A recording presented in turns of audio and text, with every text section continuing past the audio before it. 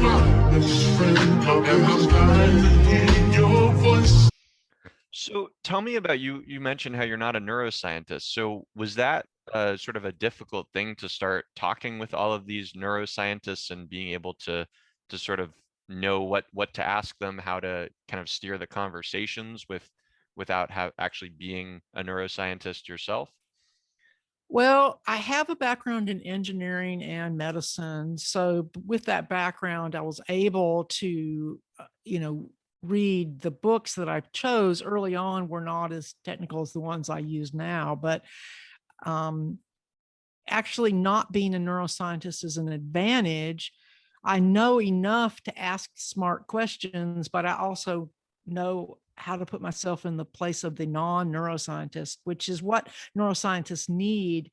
If they're going to communicate their ideas to the rest of us, sometimes they need a little, you know, help. And I think that's really where my show comes in, is that I try to ask questions that will help the neuroscientists to bring their passion to other people. And that's really the key to the show, is making it accessible to people of all different backgrounds. And it's really about asking questions that bring out the key ideas so the scientists don't get lost, in the details. Because when you're a working scientist, your bread and butter is all those details.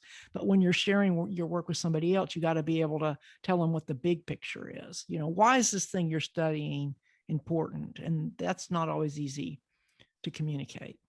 Right, right. It's that sort of translational neuroscience, and sort of the way I see it and describe it as sort of bridging that gap between the hardcore researchers and clinicians and the lay people who might have an interest in this stuff, but maybe aren't going to be able to read a full research paper and understand every single term that's being discussed there.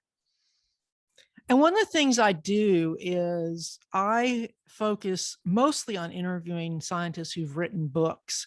And their book might not necessarily be aimed at a general audience, although I vary between books that are aimed at general audiences and more technical books. I have a very diverse audience. And so one of my challenges is making the show appropriate for such a diverse audience. I do that by alternating the technical level, the content from month to month, to keep everybody sort of happy.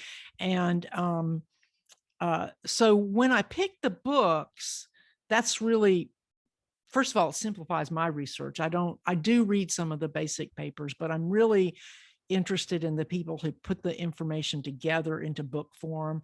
That tells me that they have a certain communication skill, right? Which is going to come in handy when I interview them. Because let's face it, not all scientists make great interviews.